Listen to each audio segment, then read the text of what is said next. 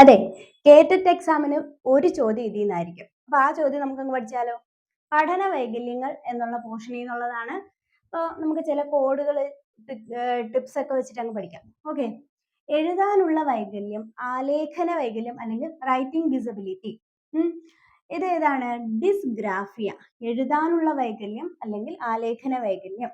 Okay, അത് ഓർത്തിരിക്കാനായിട്ട് ഗ്രാഫിനകത്ത് എന്തൊക്കെയുണ്ട്? എഴുത്തുണ്ട്, അതുപോലെ വരകളുണ്ട്, അല്ലേ? അങ്ങനെ എന്താണ്, അല്ലെങ്കിൽ ഗ്രാഫിക്സിനകത്ത് എന്തൊക്കെയുണ്ട്? എഴുത്തും ഷേപ്സും അങ്ങനെയെല്ലാം ഇല്ലേ? അപ്പോൾ ഡിസ്ഗ്രാഫിയ എന്ന് പറയുമ്പോൾ ഏതാണ്? എഴുതാനുള്ള വൈകല്യമാണ്. അപ്പൊ ഗ്രാഫിൽ എന്തൊക്കെയുണ്ട്?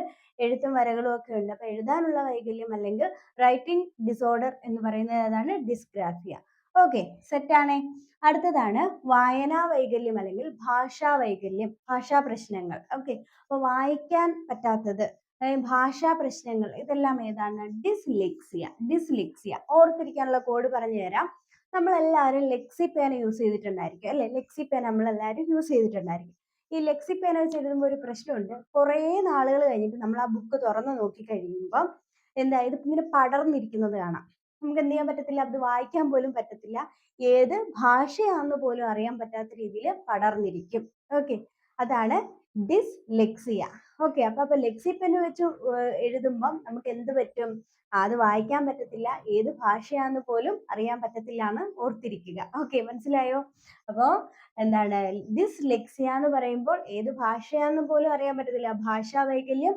അതുപോലെ തന്നെ എന്താണ് വായനാ വൈകല്യം, ഭാഷാ പ്രശ്നങ്ങൾ, വായനാ വൈകല്യം, ഡിസ്ലെക്സിയ.